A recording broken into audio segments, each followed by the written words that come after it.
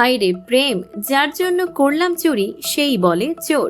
কারাগারে থেকেও যে প্রেমিকাকে দামি দামি উপহার পাঠাতেন, সেই প্রেমিকাই কিনা এবার রাজসাক্ষী হচ্ছেন প্রেমিক সুকেশের বিরুদ্ধে। 200 কোটি রুপির অর্থ পাচার মামলা নিল নতুন মোড়।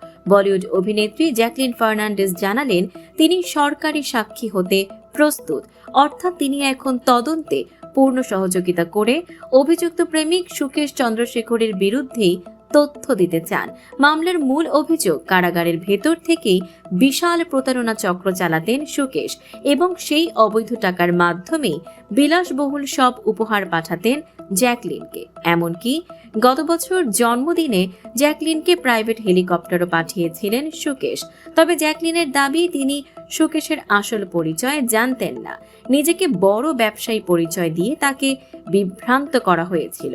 সম্প্রতি দিল্লি হাইকোর্ট সুকেশকে শর্ত সাপেক্ষে জামিন দিলেও একাধিক মামলার কারণে এখনো কারাগারেই রয়েছেন তিনি। জানা গেছে তার বিরুদ্ধে রয়েছে 31টি মামলা, যার মধ্যে এখনো কয়েকটি বিচারাধীন। এই অবস্থায় আদালত জানায় সরকারি সাক্ষী হতে হলে জ্যাকলিনকে প্রথমে এনফোর্সমেন্ট ডিরেক্টরেট বা ইডির কাছে আনুষ্ঠানিক আবেদন করতে হবে। ইতিমধ্যে আদালত ইডিকে নোটিশও পাঠিয়েছে। এখন বড় প্রশ্ন, প্রেম থেকে কি এবার আইনি লড়াই? আর জ্যাকলিন যদি সত্যিই রাজসাক্ষী হন, তবে কতটুকু চাপে পড়বেন সুকেশ? সব চোখ এখন পরবর্তী শুনানির দিকে।